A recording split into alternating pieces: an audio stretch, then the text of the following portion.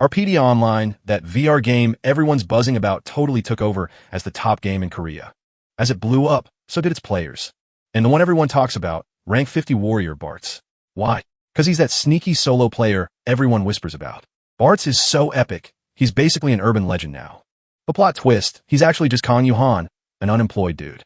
He knows he's famous, but doesn't get why since he only soloed a dragon, no biggie.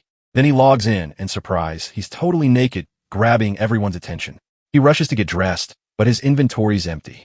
Even worse, he's back to level 1.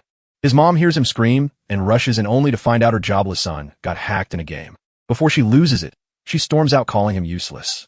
Kang, all teary-eyed, calls the game company for help.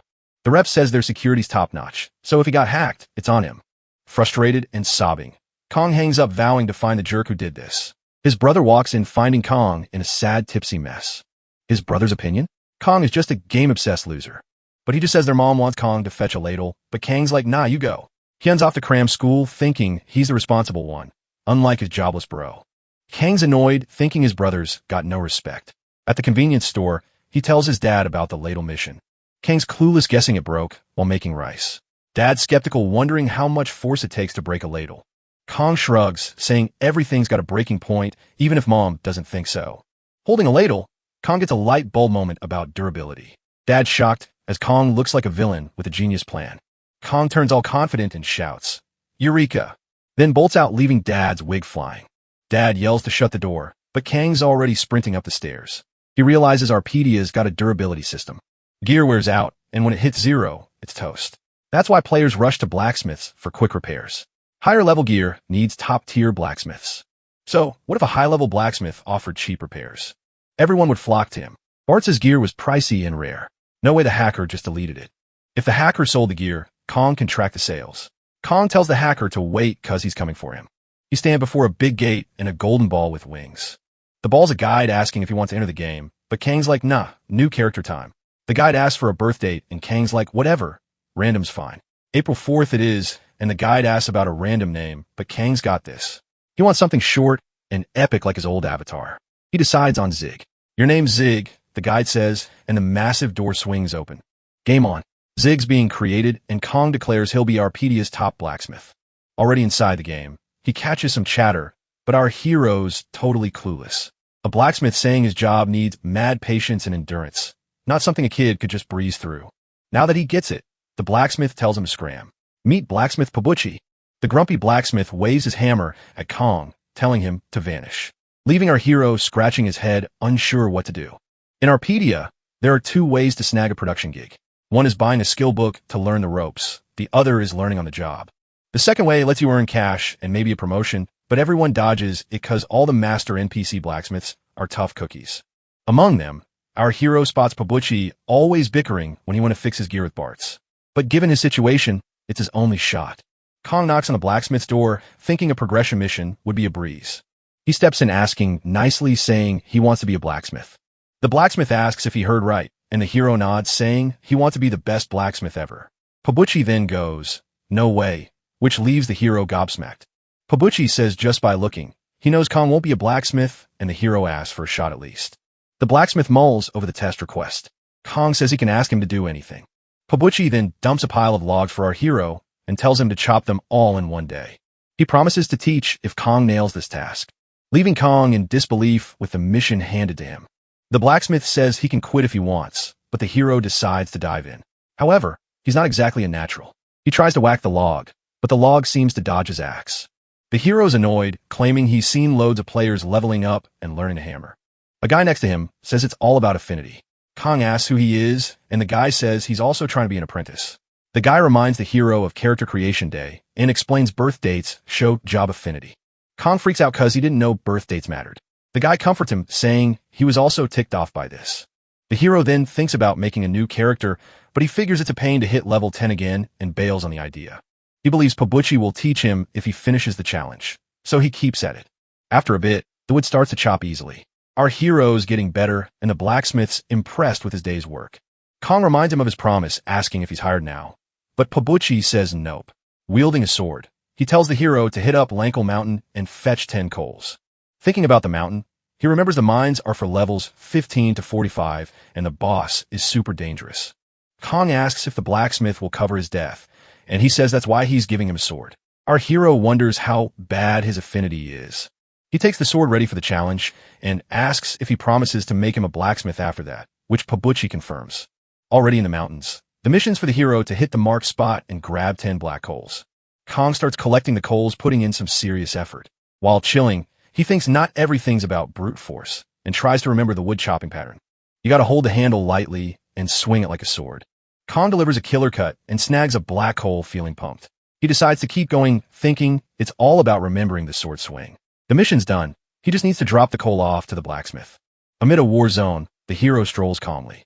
While thinking about the hacker, a monster pops up in front of him, totally shocked by that beastly monster. To make it worse, it's the mountain boss, the furious boar. The boar roars at the hero, trying to scare him off. Kang's frozen and starts sprinting like crazy. All the players around are freaked by the boss showing up. The furious boar only spawns once a day in a random spot. It was a wild coincidence for it to pop up in front of Kong. The hero's thinking, one hit and I'm toast, because of his class. The boar's all roar, showing off its gnarly teeth. It lunges, but the hero's got those ninja reflexes and dodges. Realizing the boss is locked on him, he knows it's time to skedaddle. In this game, production jobs are like nope when it comes to fighting. In virtual reality games, your character's moves are synced with your real-life skills. Arpedia Online's all about that realism, so even tough fights can be won if you're skilled. The hero's like, I got this, aiming for the boar's weak spot, its head. His sword's closing in on the boar, but the boss is like, not today, and deflects it, leaving Kong all, whoa, what just happened? The boar's charging like a freight train, and the hero's like, oh snap, I'm too slow. In a panic, he wishes he'd boosted his dexterity stat. The boar's getting closer, roaring like a lion. With seconds to spare, the hero's brain is in overdrive. He thinks about bailing, but decides to face the boar head-on, wondering why he's stressing over a wild pig, and charges in. The hero remembers he's Bart's. Even if he's temporary, his class is forever. As he charges, his stamina's like, I'm out of here. And just as the boar's about to hit him, an arrow flies in and hits the boss. Kang's like, whoa, a bow attack. The boar's not too hurt, just lost a bit of tusk, but it's a big deal for it. The archer's like, did I just tickle it? The boar's now eyeing the woman leaping at her and freaking her out. Kang's all, aim for the head, that's the weak spot. The archer spots a glowing target on the boar's noggin and fires an epic energy shot, dealing 720 damage, finally taking down the raging boar. The hero's like, phew, that was close. As the archer walks over, Kang's thinking of saying thanks, but she puts her arms on his shoulders, asking if they've met before. She says he looks familiar and asks if she's wrong. Kang's feeling awkward and doesn't recognize her. She asks if he heard her. Before he can reply, Kong bolts, leaving the curious girl behind. Finally, the coals arrive and the hero's like, whoa, never seen these before. Pabuchi's like, didn't think you'd pull it off. And the hero's like, then why'd you send me? The blacksmith admits he was wrong and says the hero's bravery should be put to good use, offering him a job. Kang's pumped because he nailed it, and the system guide pops up asking if Kong wants to be a blacksmith, and he's all heck yeah. Boom, Kang's a blacksmith now. He's thinking Zig's legend is just kicking off. The blacksmith's like, why are you standing there? Get to work. As he heads off, the hero's determined to find the dude who hacked his account. Kong starts hammering away at his sword, but he's not exactly a pro. After finishing another task, Kang's like, maybe this isn't so bad. But when he shows it to the blacksmith, he's like, this is trash, saying it wouldn't even cut paper, and crushes the hero's spirit, saying he's lucky not to charge for the wasted materials. Kang's like, aren't you being a bit harsh? And the blacksmith's like, zip it and make 30 more swords. If even one turns out like that, he's toast.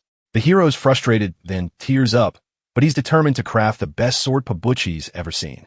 The hero grabs a sword and checks it out, realizing it's not great. He's wondering where he's messing up. The description's all, this is a terrible short sword by a newbie blacksmith, so bad it breaks before cutting anything. Seeing his work, Kang's on the brink of getting fired. He gives another shot and notices this time he made a sword with weird blue lines. Looking at the others, he sees those lines are on them, too. Kong goes up to another blacksmith who's like, what are you doing? The hero sees the other guy's sword is better and the lines are different. The blacksmith's annoyed and wants his sword back, but Kong points the sword at the blacksmith's face, making him even more annoyed. He asks if the guy's seeing what he's seeing. Yo, can you see those weird lines on the sword? The dude just rolls his eyes. Bro, you nuts. And maybe don't wave that sword around, yeah? Our hero, all curious, gives the sword another look, but decides nah, got to finish this quest first. The quest? Fix up 5 axes and get them to Pabuchi. Kong checks out an axe, spots some red lines on it, thinks, no biggie, Those probs vanish when I fix it. He takes a swing at the axe with his hammer. Oops, totally wrecks it. Epic fail. He's like, man, when it rains it pours. But wait, something's up. The broken metal's following those lines. Light bulb moment. He got a game-changing idea. At the blacksmith's crib, Pabuchi's yelling for Zig. Yo, you done yet? You're late. He spots Kong and heads over. Where's the stuff you were supposed to fix? Pabuchi asks. He checks out the swords and axes, jaw drops. Those swords, absolute fire. Pabuchi grabs one, super impressed, and the hero's like, so what do you think? Kang's all hyped. Aren't these swords just perfect? While crafting, after a zillion tries, the hero figures out something wild. Blue lines pop up when the hammer hits the blade. The shape changes with speed and where you hit it. More aligned, more awesome. Red lines? Total weak spots and cracks. In theory, fix both lines and boom, perfect repair. These lines are like cheat codes for crafting and fixing stuff on a whole new level. Hero pulled some all-nighters for this, but it was so worth it. Thanks to that, he unlocked a sick skill. Pabuchi snaps Zig out of his thoughts. Hey, pay attention. He's like, these weapons are insane. Nothing left to teach you. Kang's confused. Huh? Blacksmith explains, you've already outdone me. Pabuchi's shocked, cause usually folks without talent bail early. Hero's gears start turning. He asks, anyone like me ever pass your test? Blacksmith's like, nope. Kong wonders if anyone's ever mentioned seeing lines. Pabuchi's clueless. Hero's thinking he just unlocked a secret achievement. Maybe it's about leveling up and training with a blacksmith NPC without any affinity. Kang's sure he hasn't seen anything like it online. Probably the only one with this skill. He's the only player with this epic ability. Finally, Hero's like, things are getting spicy. Pabuchi's puzzled why Bartz is so into being a lone wolf. Wonders why that is. In the past, Kong got bullied. After all that, he figured people couldn't be trusted. Then he wakes up in his dad's convenience store, realizes he was just dreaming about the game. Thinks maybe it's because he didn't sleep well, and doesn't want to be stuck in the store with no customers. Suddenly, his phone buzzes. He's curious. Doesn't know the number. Answers, who's this? Guy says he's Yang Ho Shik from DreamMax's customer service. Hero's ready to hang up, but the guy's like, wait, didn't you hit us up a few days ago? Hero's stoked. Did you restore my character? Guy's like, nah, I can't do that. Policy and all. But they want to offer a little something. Kang's like, is it worth losing my character? I don't need it. Employee offers the latest capsule model, worth $8,000. Hero's mind is blown. He's like, heck yeah, I'll take it. In a tropical scene, someone asks how the talks went. Another person says, all good once we mention the capsule. Client's probably stoked with how the director handled it. Sun Si-hyuk Jin's happy to hear that. Guy chats with the director on a laptop. Why'd you give a kid a capsule? Director's like, even after getting hacked, he keeps playing, doesn't quit. Plus, he's playing as a blacksmith, a class most players dodge. Finally, he says he's pumped to see what our hero brings in the next update. In the game, a message pops up, recruiting players for the Deborah Dungeon raid. That lady from earlier was checking out the announcement, but the squad's already got an archer, so she's wondering why finding a group is like trying to find a unicorn. Every time she finds one, they bail, and she's thinking about just rolling with a trio. Out of nowhere, she bumps into someone. As she spins around to say sorry, boom, she's face-to-face with the main dude again. She says it's cool to see him, but Kong bolts before even saying a word. This time, she's on his tail, asking for just a second of his time. Kong tries to dip, but she's got some serious speed. Finally, our guy gets winded, stops and asks what's up. She asks if he wants to squad up. Kang's like, why though? And she spills about the dungeon, but Kang's already in the loop because Bart's found it first. She says her crew's only got 3 peeps, and if he joins, they'd have 4, which is the magic number. But our hero's not feeling it. She tries to push it, but he's not down for a debate. With a bummed look, she asks why, but Kang's not spilling the tea. In the line, folks are hyped about the hero's repair skills. Someone's like, even if it takes a bit, the fix rate is 100%. Plus, it's a steal at just 30 gold. Kong, already wiped out, didn't expect such a crowd and wonders if he should up the price. But he snaps out of it, remembering he's on a mission to catch the hacker. Kong calls the next person and spots the ranger's bow. The D-rank gear he had is Bart's. He thinks he's onto a hacker clue, but on closer look, it's missing a certain mark.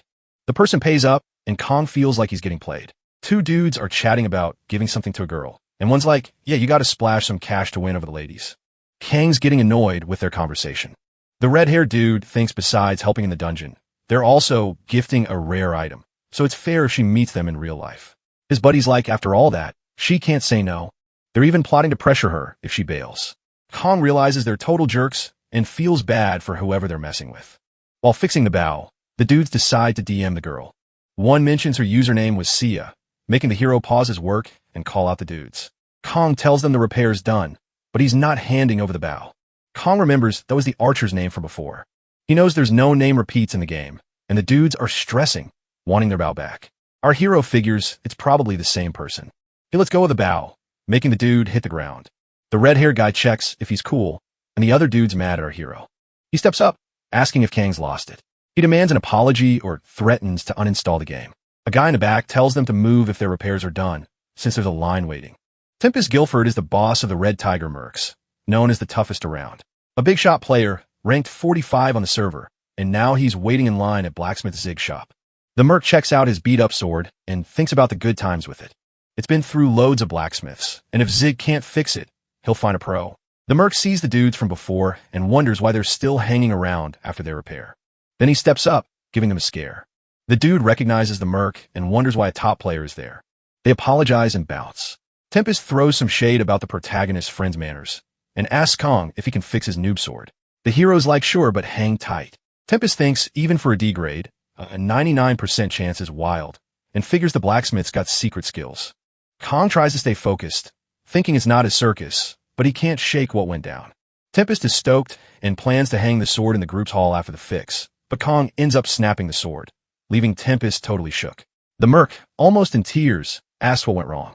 He turns to the hero and asks what he's going to do about it, but Mr. Zig quickly logs out of the game, leaving Tempest super ticked off at his nerve. In front of the dungeon, the archer and the two dudes gear up to head in. Yo, check this out. Bartz was the first to spot it, and the archer's totally blown away by what she sees.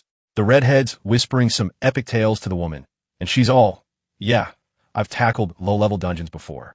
Just as he's about to tap the archer's shoulder, he's like, should we bounce?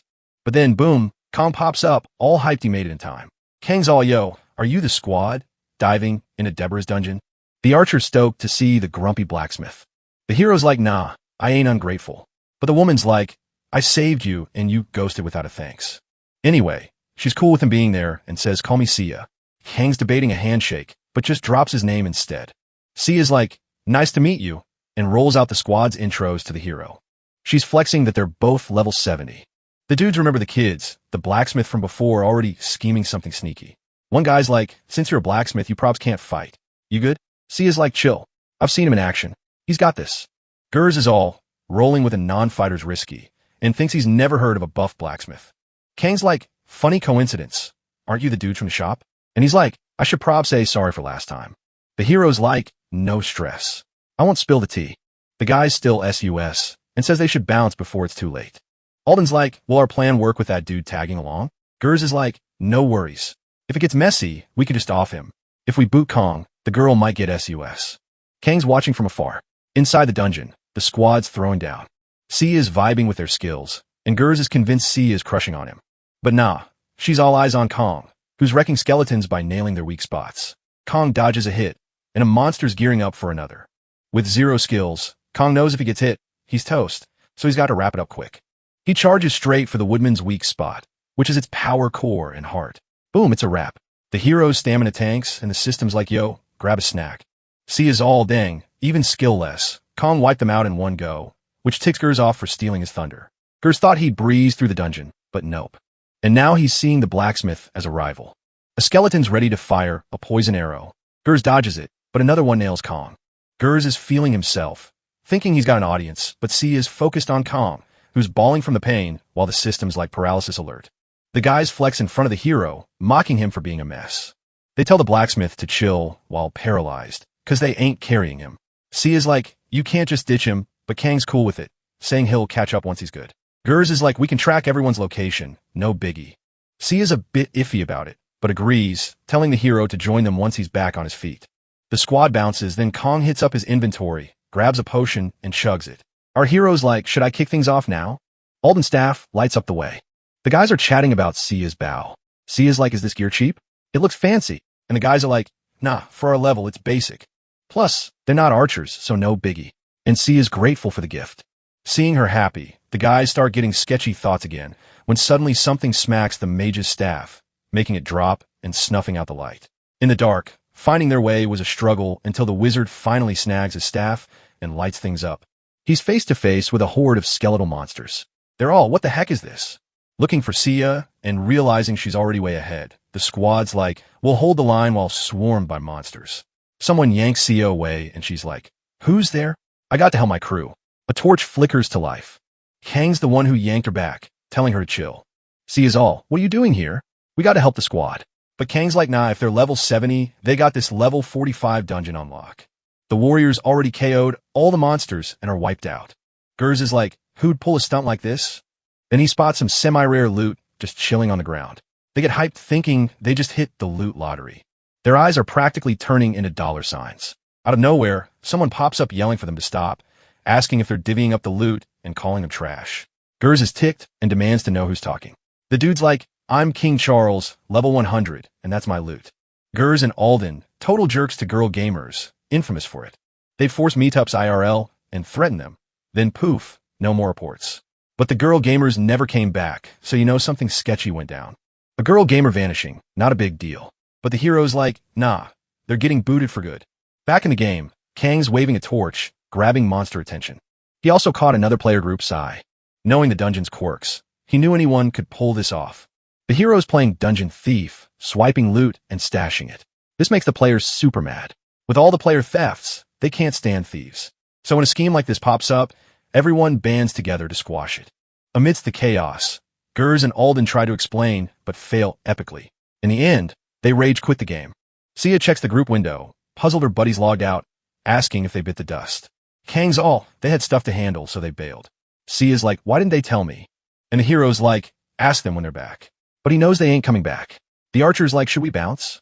And Kang's down, saying it's a team mission. Kang's thinking, mission accomplished, time to get back to work. But she's bummed, wanting to break the record since she's done playing. Kang's mulling over her words. As Sia's about to dip, the hero's like, hold up. He suggests they take down the boss together. With a sad vibe, he gets it, knowing it's tough for her. Thinking back, he wants to give Sia a memory she'll never forget. She's confused, asking if he wants to beat the boss with her. And Kang's all emotional, confirming. But then he notices she's already at the dungeon door waiting, catching him off guard. Suddenly the door's closing, and the hero's sprinting to make it in time. He's relieved, almost missing it. Sia's like, can we really take down the boss? Just us? The hero's like, if it's a stone golem, easy peasy. I'm here, no sweat.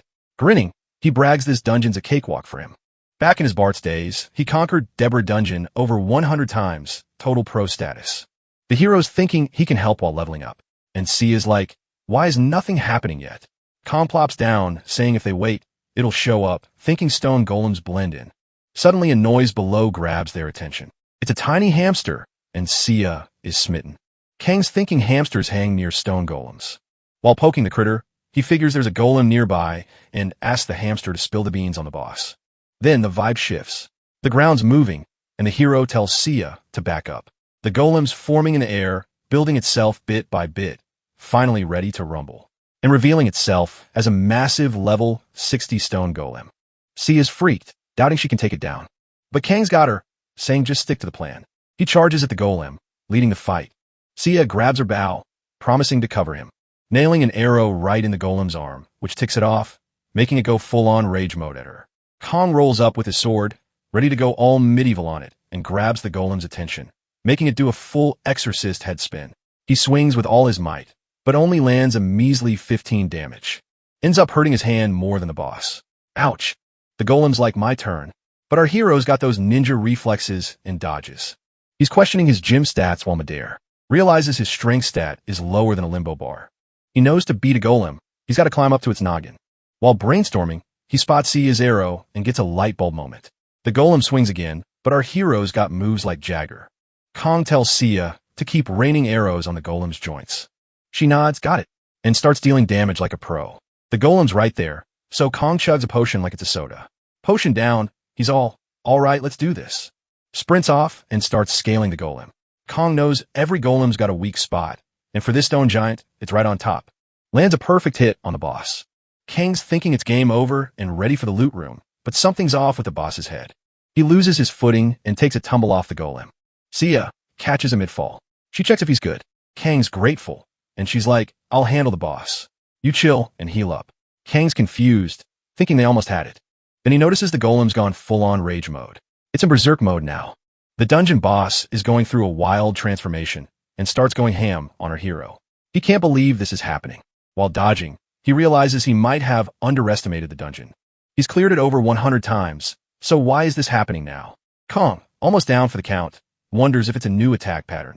He thinks back to his Bart's days, but snaps back to reality. He's not Bart's anymore. Kneeling, Kang's bracing for the end as the golem closes in. But then, a perfect shot hits the boss's back. Kang's shocked. It's Sia, still in the game. She pulls Kong, saying their HP's low. They got to hide, and tells him to run with her. The golem's eyes are scanning the area. Hiding behind a rock, Sia says she checked the exit and it's locked, so they got to take down the boss to escape. She says she tried hitting the core Kong attack, but no dice. And Kang's still clueless. He says they can't break it. Maybe it's a secret pattern triggered by something special. Kong thinks they're outmatched at their current levels. Suggests they find a way to take hits with less pain, but Sia's not having it. While Kang's trying to convince her they're toast, she's not listening. And with a grin, she says, if he doesn't know, they got to figure it out. And even if they fail, it's worth the shot. Kong tries to explain the level gap, but Sia's like, together we're level 80. The hero's like, that math's whack. But Sia insists they team up. They'll find a way. She charges back into battle, telling him to follow. She'll be waiting. Back in his room, Kang's brother heard he bailed, says their mom's upset and asks what they'll do if he keeps pulling stunts like this. As he sits beside him, the brother asks if Kong remembers when he used to stand up to bullies for him. Says he was bigger back then, so they couldn't touch him. But that's not the case now. The brother points out Kang's struggling, not great at school, only good at gaming. Kong gets up, ticked off, asking what he's getting at. His brother tells him to look around at the people in his life. He doesn't know what's up, but asks him to at least talk to someone he trusts. Kang's annoyed by the comments, but his brother wraps up, leaving the room saying there's a lot he can't handle solo. And he wraps it up by telling Kong to come chow down. Their mom whipped up some stew, and they're waiting. A gust of wind, a mega attack, is launched. Smacks the golem right on and does some serious damage. But finally, Sia hits her limit. The golem then throws a punch that would be game over for her. But Kong swoops in to save the day, making the golem miss the hit. Sia is blown away by the save, and the hero gives her props for stalling. He's back to full HP and stamina, he announces. Agreeing with Sia, since they're toast anyway, might as well go down swinging. Kong declares it's all or nothing now, and the golem charges at them with its massive hand. Kong powers up and lands a hit that slices the boss's finger. Then he dodges a counterattack. Thinking it worked, Kong figures the pickaxe might be its Achilles heel. Because according to the system, the pickaxe has 0 attack power. He goes for another hit, but realizes it's not working now, wondering if it's a glitch. However, he's convinced it's not and questions how to deal damage with that tool. Sia shouts for the hero to look up. An attack from the boss was about to clobber him. Suddenly, blue lines light up on the golem's arm, and Kong remembers his master told him ores are made of all sorts of materials mashed together. And even if they're squished into one, there are still gaps between them. If he can nail those gaps, he can extract something epic. The pickaxe glows with intense blue rays, and the hero smashes the golem with a mighty blow, making the boss's arm go boom. Feeling like a boss, the hero says he finally nailed it. He found the weak spot. Super ticked off, the monster tries to grab Kong, but the mining skill kicks in, blowing up another limb of the boss, and making the golem scream in rage and despair. The system announces he nailed the mining, and Sia watches from a distance, finding it all mind-blowing. Because he took down a boss with a crafting skill. After those hits, the golem was stuck due to its body being partly wrecked. And seeing this, Kong places his pickaxe against the monster, finishing what he started. Finally, the system says Sia and Zig's crew took down the raging giant stone golem. The hero hadn't noticed before because it took mad focus. The line skill can also be used for mining. Anyway, he's stoked he managed to take down the boss. Sia jumps on Kong and asks how he beat the boss with a crafting skill. The hero says it's top secret, but she's all spill the tea. As they're teleported out, he says he can't just spill it. And so, they clear the dungeon. Amid weird structures with tubes full of green goo, our heroes pop up. Sia asks what this place is, and Kong guesses it's the reward room, or at least it should be. Sia guesses they're in a monster-making lab. The hero then wonders if they're in the production room from the Deborah dungeon rumors. Kong thinks it's his first time here, and Sia calls him over. She found a chest. The hero gets hyped thinking it's really a reward room. Sia finds eagle glasses in the chest, and they boost her accuracy, range, and dexterity.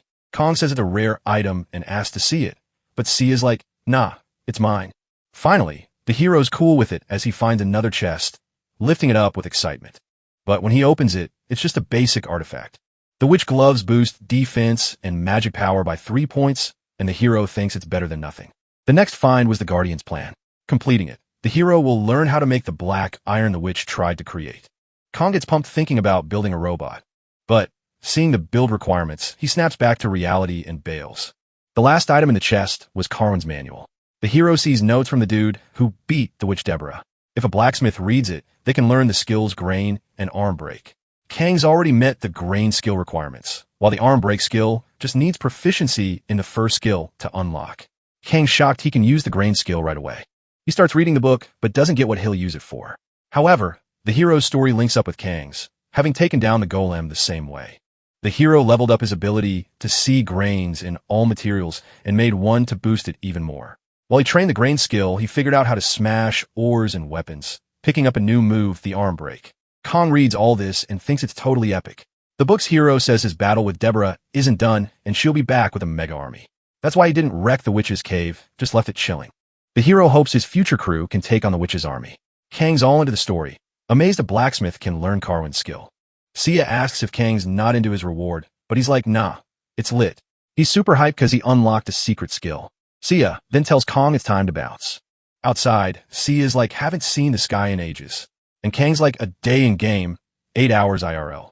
She says she's got a jet ASAP, and Kong trips over his word to try to talk to her. Sia takes charge and asks Kang's age. He says 20. Turns out they're the same age. Sia grins and suggests they become buddies. She extends her hand, asking if he's going to shake it, and they finally do the handshake thing. Sia says she added him on social media and will hit him up when the test phase is over. Kang's like, wait, what? She explains she's got exams, which is why she wanted to wrap up the dungeon fast, and she'll be back in 2 weeks. After all that, Kang's fantasy about her just shatters. And Sia playfully smacks Kong, asking why he's so bummed. A smack that almost breaks our hero's neck. Sia jokes that if someone saw them, they'd think they wouldn't meet again, but it's just 2 weeks. An assistant message pops up saying Zig died and Sia was the killer, which freaks her out. Kong asks if she can grab his stuff, but freaks out seeing his name in red, while the hero tells her to chill. Sia wonders what if the effect doesn't go away, and Kang's like, grab my stuff first. Someone announces a delivery inside his crib. Kong logs out of the game. He thinks it's been a week since the stone golem hunt. Since then, he's leveled up his skills, and his crafting and repair skills with the grain are now 100% successful. Plus, the gear quality has skyrocketed. And then, in another week, he's a famous master blacksmith in Balden. In his new gaming pod, Kong confirms the game feels way more real now. Suddenly, someone grabs his attention. It's a bunch of clients wanting their gear fixed, but Kong tells them he's got a mission, so he's out. This makes the players go wild, cause everyone wants their gear fixed. A blonde steps up, saying a king slime showed up on the Urk Plains, and he needs to go ASAP. The nearby players get hyped cause it's a super rare mob. Quickly, they all head to the plains together, leaving just Kong and the blonde behind. Kang's thinking the king slime doesn't spawn here, and the blonde says they can finally chat, announcing he's here for a visit. In class, our hero's in casual gear, scribbling fast in his notebook. Someone's watching him, thinking his speed is insane. A month since Bart's got hacked. Despite his fame, he's got no leads on the hacker. With top-tier gear, leveling up was a breeze, but now Kong needs new strategies. So, he discovers the Northern Arc trade route. Kong thinks that besides clearing the route, a game-level change is coming. He's pumped about how cool these missions will be. A new quest from the King of Barkus just dropped. It's about sending a team to set up a trade route with Nosark. The king himself requested it, so big rewards are rumored. Nosark's where the dwarf blacksmiths come from, and Kong can't miss this chance. He thinks the issue is his low rank and level in the system. While pondering, he startles the guy from before with his skills again. Someone says he should introduce himself, and he says he's Dylan, branch manager of Walden for the Golden Rush Merchants Guild. Dylan explains he's there to recruit Kong and says he'll treat him like royalty, no cap. Kong goes deep in thought, like he's solving a Rubik's Cube. Dylan's all, yo, did you hear me? And asks him to repeat. The branch manager's getting heated, thinking he's being ghosted. Kang's like, nah, guilds are my vibe. And Dylan thinks the blacksmith's clueless. But Kang's like, I know, it's the guild that's always runner-up. Dylan's stressed, saying second place is still lit. He says it's a bummer they're second, but they'll be back on top soon. He sweetens the deal with more perks, but the hero's not biting. Dylan's shook by the rejection. Kong explains that even in the guild, he'd just be a blacksmith getting used. The hero asks if they treat him any different. Dylan mulls it over and suggests Kong become an associate member. He says he usually offers this to high-level players. Just register on the site and hit him up sometimes. No strings attached, and all services get rewarded. If Kong vibes with the guild, he can join. If not, he can bounce after 6 months.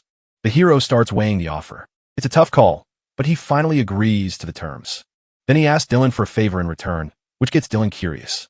In the forest, a carriage rolls by. Some peeps question hiring a newbie as an associate member. Dylan says it'll be a learning curve. The manager mentioned seeing someone like our hero before. That player was Gurion, the server's top dog, the ultimate master whose rare items sell for millions. The guy in the convo says he'll keep an eye on things and asks about some missing gold.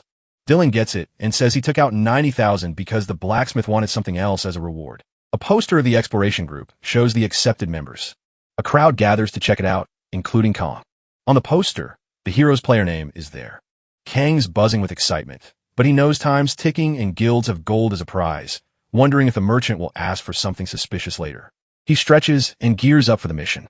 In the east of Balden is Joe's bakery. Tempest of Guilford, the mercenary boss, is waiting in line at the bakery. The attendant calls the next customer, and Tempest steps up, but he faces a harsh truth. His honey cookies are sold out. The attendant says the dude behind him bought them all. The mercenary leader's fuming, grabbing the guy's collar, giving him a piece of his mind for clearing the shelves. But it's Kong, the blacksmith who wrecked his sword.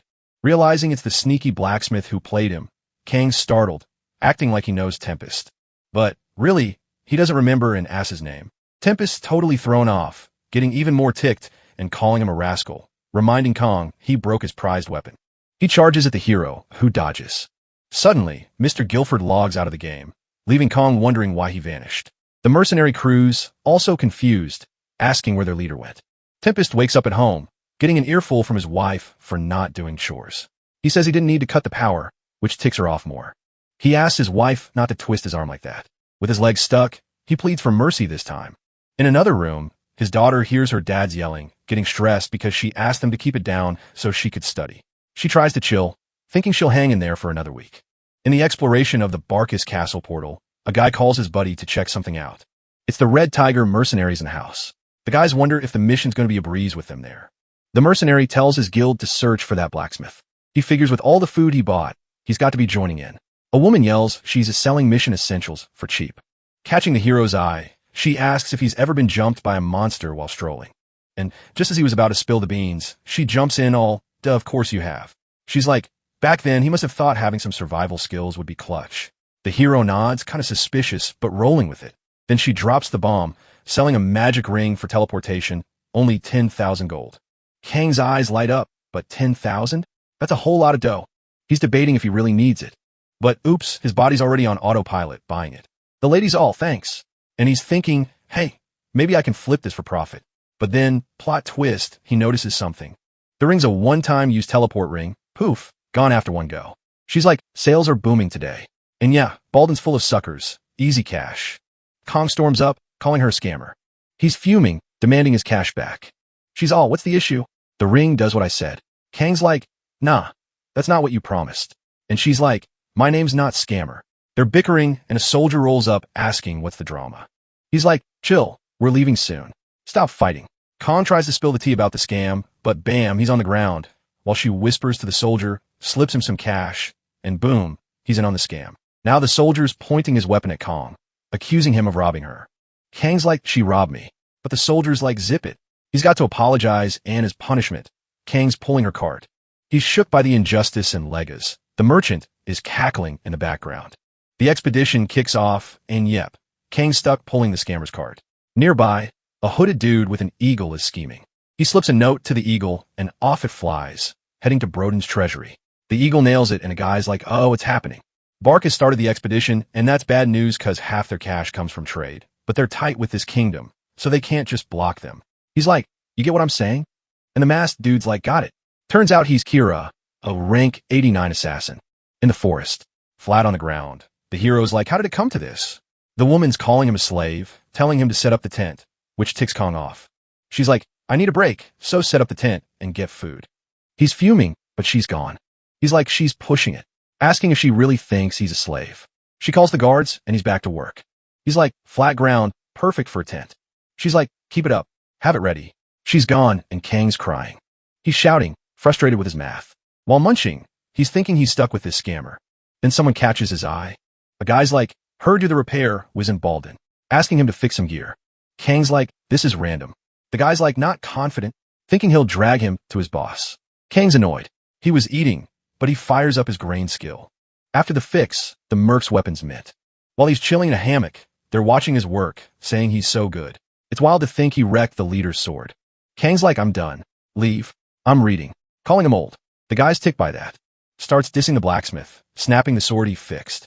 Kang's like, you were just praising me. He's like, I'm not old. Follow me or else. Kang's memory jogs. He's like, are you the bakery dudes mad because I bought cookies? The guy's like, Red Tiger wouldn't sweat the small stuff, but yeah, that's what's up. But the hero's all, whatever, dude. And since he needed to blow off steam, he challenges him to a fight. As expected, the hero gets totally wrecked, dragged off to meet the mercenary boss. Kong yells, teaming up is so unfair. And the mercenary boss is like, say sorry and I'll let it slide. But the hero's not having it, saying he had every right to buy those cookies. Tempest's like, it's not about the cookies. And Kang's all, what then? I didn't hurt anyone. Which just ticks off the boss. He figures that's not going to cut it. Releases the hero, leaving him all puzzled. But out of nowhere, Tempest charges at Kong, hits him with a mega punch, blowing everything up. The hero's thinking, no way this is real. The mercenary boss, some event item with attack power 1 called the Love Staff. Tempest's all, time for some manners, kid. Saying it's time for a crash course in discipline.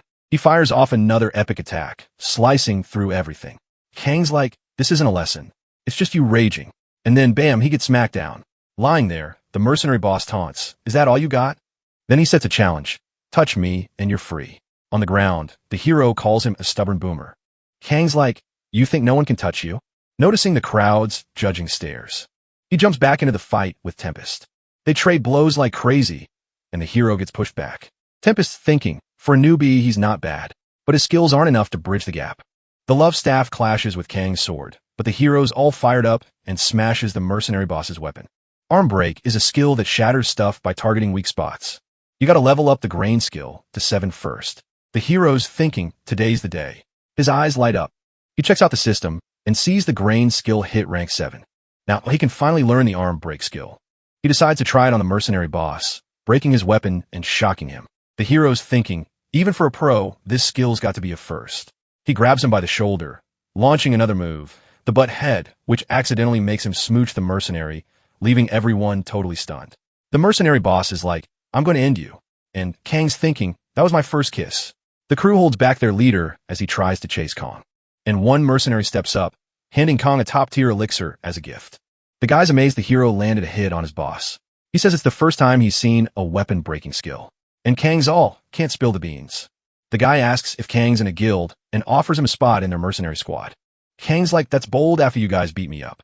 The guy admits they were immature, but the hero broke the boss's sword and bailed. Kong, puzzled, says he's never broken anyone's weapon during a repair until now, but he remembers the incident. He had broken the mercenary boss's sword. Then they shake hands, and the hero's cool with it now, calling the guy an older bro. Tempest's like, who said you could call him that? Calling him a kid. Kong apologizes for the repair, mess up. And Tempest's all annoyed, saying that's not the issue, letting out a thunderous shout to the wind. While eating soup, someone said it was horrible. His buddy's like, go to settings and turn down the taste. Since we don't have resistance items, we gotta eat this.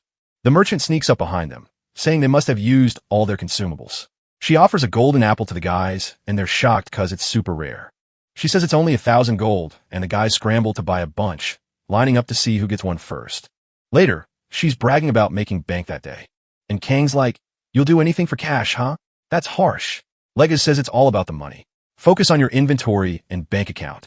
She tells Kong to handle the rest, and once he's done, she's done bossing him around. The hero's confused why she's so money obsessed. While painting an apple gold, he's stoked to finish his masterpiece and chats with the apple, promising to be its buddy till the end. Out of nowhere, a shuriken zooms toward Kong, nailing the apple in his hand. Kang's all, whoa, what was that? Tempest shouts they're under attack, telling everyone to get ready to rumble. A bunch of mercenaries get ambushed, and that mysterious hooded dude pops up midair. The mercenary leader slices him in half, ninja style. A plot twist, it was just a decoy. A blade sneaks up on Tempest's neck, but Kang's got those arm-breaking moves and saves him, joking that the old dude owes him big time. Tempest laughs it off, saying that attack was weak sauce, but admits the assassin's stealth is next-level sneaky. Tempest points his weapon at the assassin, demanding his name. The guy grins and reveals he's the top-tier assassin, the boss of the Black Crescent. Everyone's like, whoa, that's a big deal. The assassin confirms. He's Kira. Then the mission for the exploration team kicks off. They got to dodge the assassins and reach the northern arc. The hunters are shook, realizing he's a ranker. His assassin stance is flawless, warning everyone they're toast. But Kira's not there to wipe them out. His mission's to keep them stuck and earn the Shadow Patriot title, offering a truce if they quit. When Hunter's like, no way, we spent ages on this. Where's our refund? Kira just smirks. And bam, the guy gets hit by an arrow. Kira's like, I'm not here to bargain, just doing my job. Suddenly, they're surrounded by his crew and it's surrender or else. Guilford senses something's off, thinking it's a bluff. Spotting a mercenary lagging, he gives secret hand signals. Just as they're about to act, Zig jumps in, calling out the assassin, saying a true ranker should fight fair, not hide. The assassin's annoyed, saying Zig got lucky breaking his weapon. So Chill orders his crew to take Zig down. A spell flies at the hero, but he blocks it. Then a bunch of Kanai target the mercenaries. Guilford tells the mage to use an ice spell for defense.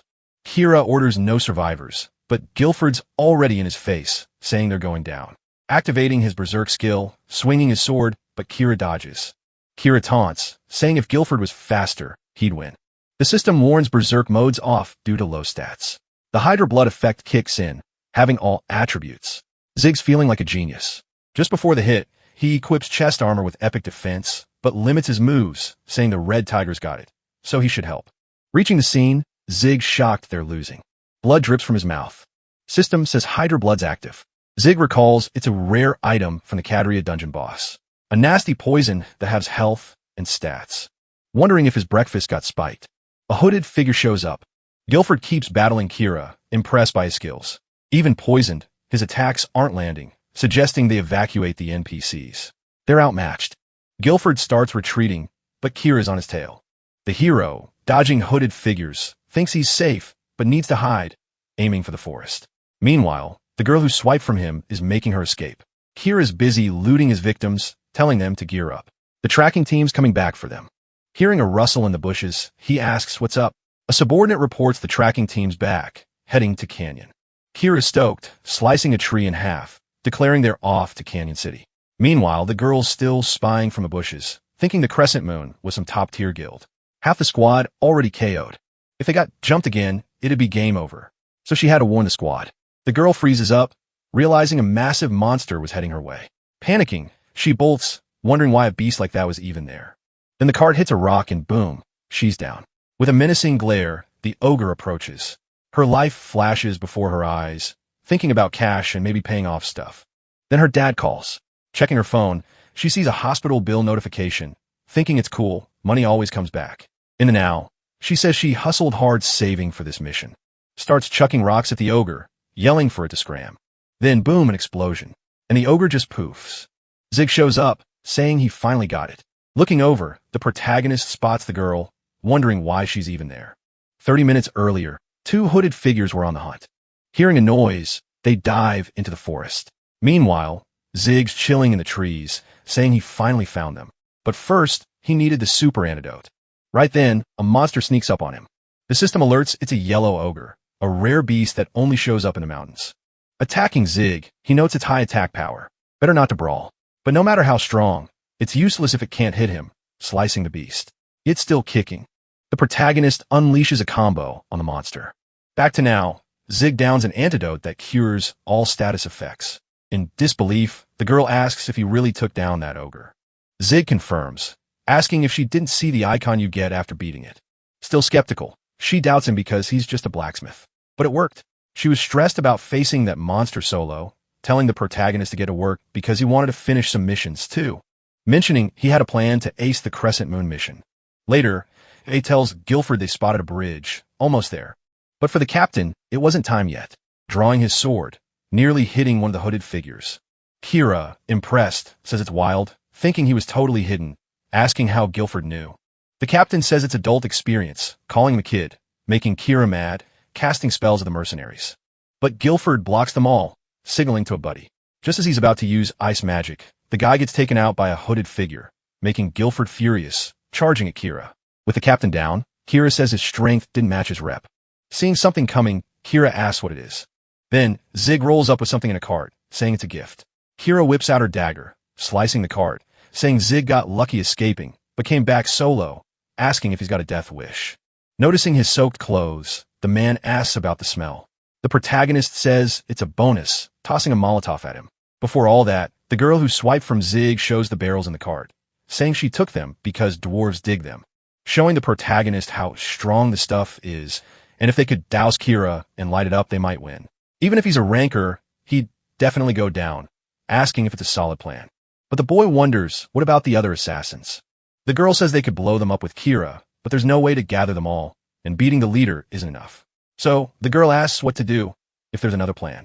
Zig tells her to think a bit, saying the hooded ones would hide before attacking. So, they should hit those spots first. Back to now, the girl says it worked just like Zig said. Meanwhile, the protagonist watches the hooded ones drop, feeling stoked because it actually worked. The more he knew his skills, the more he liked them, saying he should dig deeper after the mission. Then, someone in the flames asks where the boy's headed. It's Kira, charging at the protagonist. Dodging the attack, Zig shocked Kira's still kicking, saying all rankers were total beasts. Kira, on the other hand, was ready to make him eat those words because now he was seriously ticked off. Meanwhile, Guilford was chilling on the bridge, claiming he had no clue about the explosions. But hey, at least he wasn't toast, warning they should bounce before the crescent moon made a comeback. Then this girl pops up, telling the captain to cross the bridge before the crescent moon hits. Guilford wonders if she was the one behind the explosions.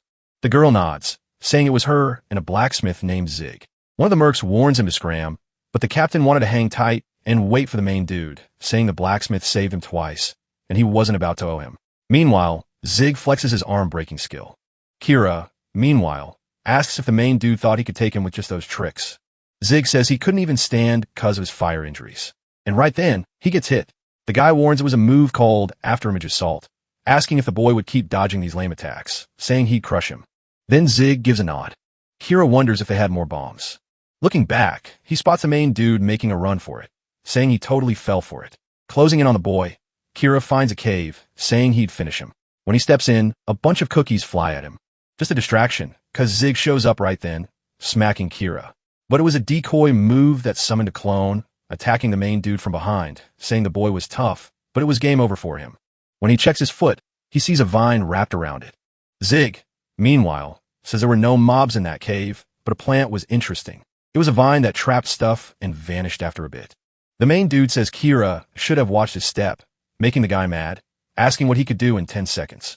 But the boy says he didn't need any fancy moves, because he took down a golem with just that weapon. The guy laughs, thinking that was his secret weapon. Then the main dude charges, telling him to see if it was just a pickaxe. And when he swings, he misses, saying the boy couldn't even hit a still target. But for Zig, the guy wasn't his target because he aimed to hit right there, saying he busted that core, and soon the cave would cave in. The guy says, no way, it wouldn't collapse with just that. Right then, the cave starts shaking, leaving Kira shocked because he never heard of a move like that, thinking it might be a mind trick. But he was just a blacksmith. In other words, the cave was really coming down. Then he starts to bolt, but he was still stuck by the vine on his foot. The system says the mission flopped because all the assassins were toast, and a penalty was coming. Back to Guilford, one of the mercs suggests bouncing, thinking Zig was probably toast. Guilford, though, says Zig wouldn't go down that easy. Among the mountains, the main dude shows up, saying he was still kicking. The mercs are shocked because he made it without any major injuries. But Zig says he'd be toast without that ring, because when he was in the cave, he used it to bail fast, saying he thought the ring was trash because of the price, but it saved him anyway. The girl is shocked, thinking it was a dud, but he survived anyway, saying it was just like she said, and it really helped him, asking the boy to thank her. Guilford says he was impressive, because he took down Kira. Zig says he did that, unlike him who just talked, making the guy uneasy. Then, the main dude says they should head to the Northern Arc. A bit later, the mercs spot a massive building, saying the negotiation crew was there. The system says the mission was a win. Out of 80 adventurers, 28 made it, and they got a gift. Then the gate swings open. The system says Zig gained XP and prestige. So, leveling up, and now he could fix rank C gear. And he got a shield from King Barkus, a shield that could block any hit once a day. A bunch of people watch Zig, saying it's been a month since the character was made. The character was run by a former player named Bartz, and since day one showed epic skills. He even took down a giant stone golem, and was now up north. His squad was buzzing, thinking there was a solid chance someone would drop a new event. One dude's all, why hold up the update? Another guy's like, the event's gonna shake things up, and the timing might throw players off. But the first dude's like, does the director even think this makes sense? Because it took 3 whole years to unlock that epic golem mode, and he was sure a low-level blacksmith would kick off the event, wondering if he'd own up to it. Then the director's like, if it flops, I'll own it. Saying sorry for being late. The other guy's like, what do you mean by owning it? Seichin's all, exactly what I said. We're delaying the update. But the dude's like, a blacksmith? Really? Then the director's like, it's possible, but I want to add more cool stuff. Asking them to chill till he's done. Showing off his ideas, Seichin's like, what do you think? And if they smash expectations, he'd totally own it. The other guy's like, dude, that'll take 2 years to make. But the director's like, most of it's done, even while I was on Valkyrie. Leaving a dude shook, cause he did it solo. Seichin's hyped, cause Arpedia is going to be lit. Back to the main dude, he's snoozing, dreaming he caught the hacker. Meanwhile, his bro's watching, totally grossed out. Back in the room, his parents are all, is Zig okay? Then the bro's like, he gamed all night. Now he's out cold. Mom's fuming, cause Zig said he was studying. But dad's like, it's cool he's doing his own thing, cause thinking back, it's all regrets. Then mom's like, what if Zig can't make a living? Dad's like, I'll hook him up with study stuff. Just want to see him happy. Cause when the boy was fighting, he felt helpless. So, he thought letting him be was better. Meanwhile, the main dude's eavesdropping.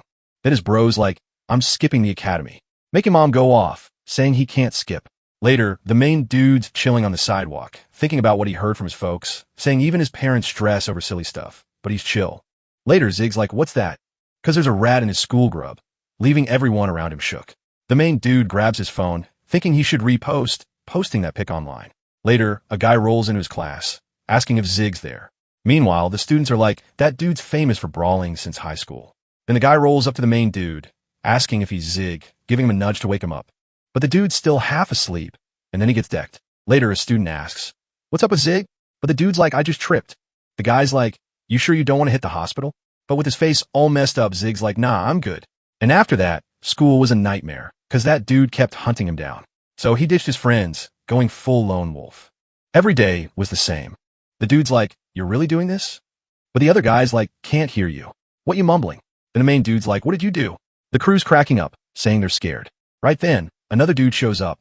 That guy's Hyan, the student council boss. Seeing him, Zig remembers he's top in everything. Hyan's like, I'll tell you why. Saying he did it cause he liked him. Back to now, Zig's like, face me. I'll beat you with my skills. Then a paper smacks his face, saying he can't see. Right then, he bumps into a dude. The guy's like, aren't you going to say sorry for bumping me? Zig's like, sorry. Totally surprised, recognizing the dude in front of him. Seeing the main dude quiet, the guy grabs his collar, asking if he's deaf. Zig's like, why are you here? Then the dude gets a call, saying he's lucky, telling him to watch it next time. Later, someone's chatting with the dude about Arpedia, saying the Northern Arc just kicked off, making Broden Castle's finances tight. Originally, they talked about the pay being super low for the crew, asking Young what he'd say. Alright, so the dude's got no choice. He just rolls with it. Next day, our hero's chilling in front of this building, thinking, yeah, everything's going to be Gucci. Now he's all brave, no more people phobia or house hiding. Remembering last night, he's like, got to get swole, both body and brain. Zig steps inside, trying to say something, but then he peeps in and sees a human Jenga tower. Panic mode activated. He bails, saying he's jobless, so no cash for this. Then some guy's like, you here to sign up? Zig's like, nah, wrong spot, my bad. As he's leaving, he bumps into someone, classic move. Later, our dude's just sitting there, wondering if that squad was the gay mercenaries. Guilford's all, you do any martial arts? But Zig's like, nah, I just want to get fit. Then the guy's like, you signing up? But Zig's like, nope, broke life. But the dude's like, no worries, bro. Zig's like, all right, nothing to lose. Asked for his real name, he goes, it's Kong. Guilford's like, whoa, heard that name before. Remembers the supermarket owner's kid, also Kong, his daughter's old buddy, saying it's a throwback to the good old days. Nervous, our hero asks for his name. The guy's like, didn't I say? It's Tae-woo. Zig's curious about his daughter. Guilford's like, why you want to know? The boy's like, it's been ages. Guilford's confused like, what you on about? Then remembers, oh yeah, you were a friend. Later the system's like, yo, energy's low, and his life saying if he doesn't cough up the taxes, he'll be enemy number 1 of the Blue Dawn Guild. Just like Zig, everyone else is shook hearing this tea about the organization. This squad is basically a sidekick of the Iron Cross Guild, which is the goat among all others. Right now, these members are storming through all territories, flexing their rep. And their fame, yeah, they're known for being super savage and hardcore, so best not to mess with them. Zig's brain goes into overdrive, remembering he heard about the local lord recently. Thinking it through, he figures beefing with such big shots is a no-go, so he asks how much the tax is. Then the smart Alex starts yapping about totally ridiculous amounts, and our hero is visibly ticked off by this nonsense. He whips out his sword and smashes it into the ground with epic force. 'Cause seriously, the collector's pushing it, and the blacksmith can't stand bullies. The rage on his face is clear, and now the adventurer is ready to throw hands if needed. But the martial artist ain't scared, and he gets ready to rumble. In response, the inventor's like, I'd rather shut down my shop than pay those crazy fees. So the scoundrel gets all cocky thinking he'll win and come out on top, but plot twist, everyone just watches him get totally wrecked. Plus, the loser is scared his boss will flip if he goes back like this, so he decides to roll out his plan. While one mercenary is impressed by the prodigy's power-up, the rogue makes his move. He snatches something from Lizette's lap, and she doesn't even have time to blink. Turns out, the fool thought it was smart to grab Popo without asking. His plan? Use the little guy as a hostage to make them pay the kingdom's dues, leaving Thing all confused. Everyone's watching this mess worried, but not about the little dragon. Before he can keep spouting nonsense, the fool gets smacked with a brutal face hit. The hit's so strong, it gives Loki the opening to finish him off too. From now on, the dark-skinned dude's a finisher, but he doesn't care because his cute one being threatened ticks him off. The other crew members are shocked the quiet guy's got a mouth on him. And because of all this, the Blue Dawn throws down a challenge to the Red Tigers for war. He wonders if his sidekick just came back empty-handed to the base. We see the poor dude trying to explain himself, also mentioning the red feline stepping in. Then, when his boss seems kind of clueless, the coward says the other group is backing the new blacksmith in town. Hearing this, the guy tells his minion to chill for now, because even after this first L, the maniac thinks things are about to get spicy. Now, two dudes are going hard, training martial arts against each other. As they trade blows, the one in blue quickly locks down his opponent's leg. With the match over, the older guy admits his rival's got skills and asks if he wants to learn martial arts for real. But Yuhan's like, nah, I'm good, and shuts it down immediately. Then, asking about the other students' whereabouts, he finds out his buddies hit up the capsule hotel to make their IDs nearby. Remembering they're doing this to join the upcoming guild war, the dark-skinned guy's mind is blown.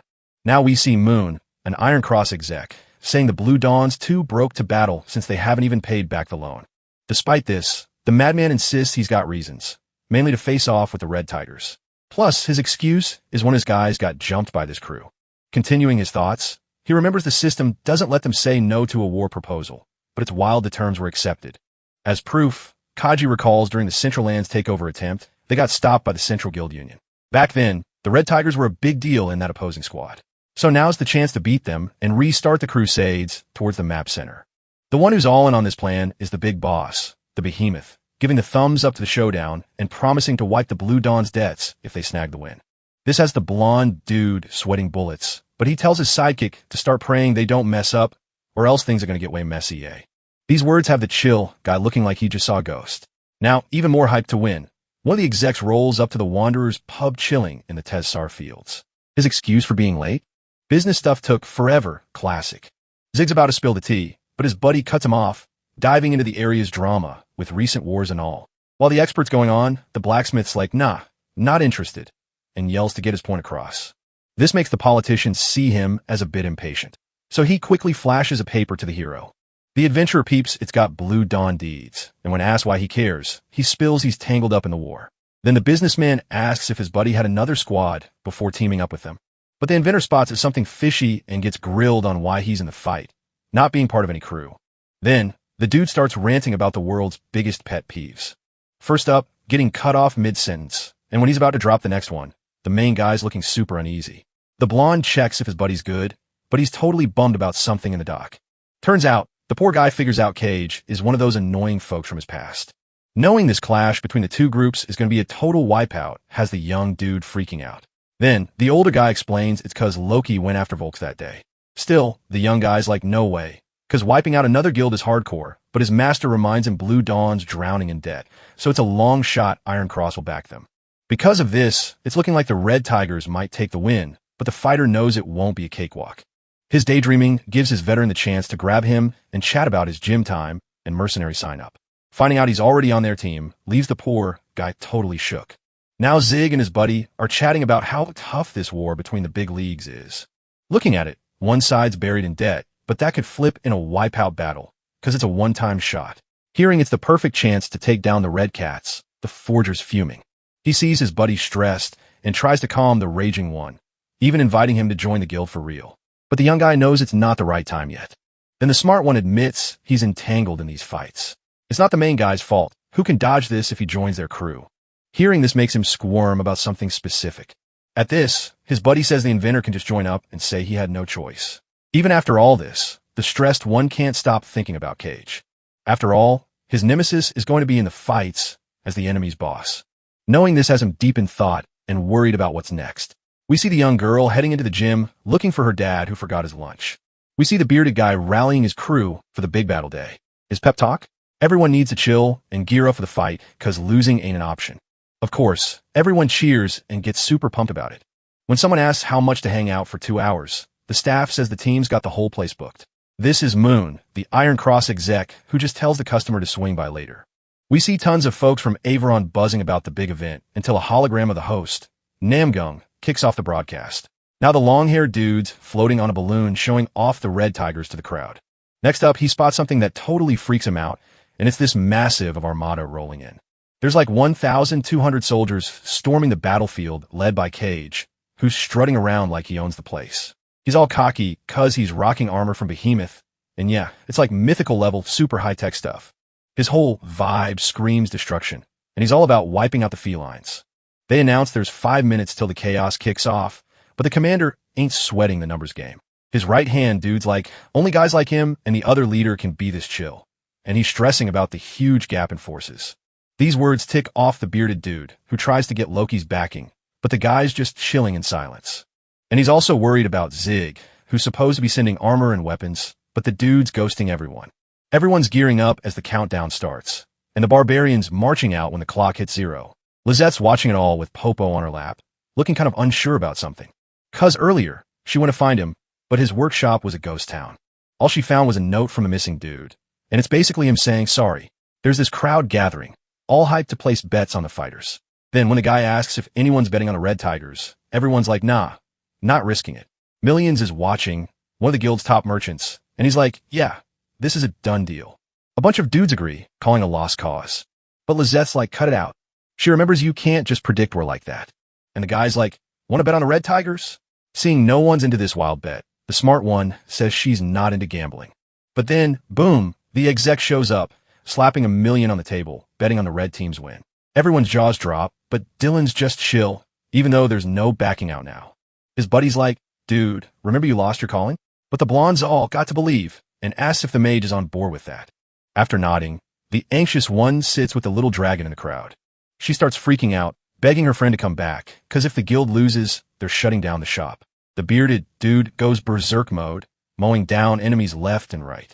His right-hand guy is right there with him, charging in like a beast. The martial artist from before jumps in, going after one of the reds.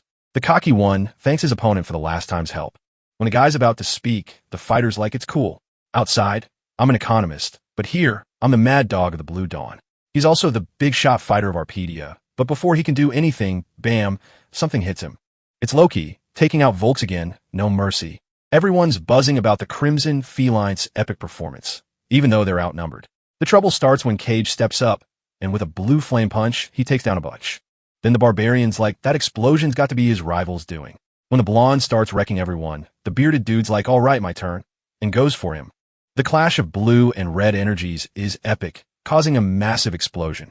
And when the tiger leader's like, didn't remember you being this fast. Nice gear, dude.